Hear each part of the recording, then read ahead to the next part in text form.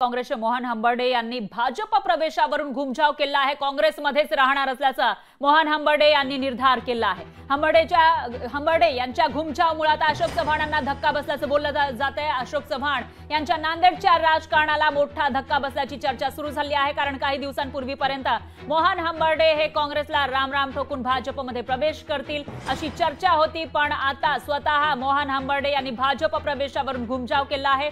काँग्रेसमध्येच राहणार असल्याचा निर्धार त्यांनी बोलून दाखवला।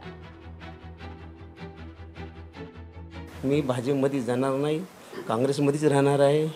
काही झाल्या असतील ती अफवा चुकीच्या असतील, मला पक्षश्रेष्ठीनं कशाही प्रकारचं काही म्हणले नाही। पक्षश्रेष्ठीनं मला खुलेआम कामाला लागायला सांगितलं आहे आणि त्याकरता मी कामाला लागलेले आहे। आणि याच्या व्यतिरिक्त दुमार ही माझ्या विरोधात भाजपमध्ये जाणार ही बातमी येऊ नये, हे इथंच बंद करण्यात मी तुम्हाला माध्यमातून पूर्ण जिल्ह्यातील मतदारसंघाला पक्षश्रेष्ठीला आणि विरोधकाला सांगालो की मी भाजपमध्ये येणार नाही।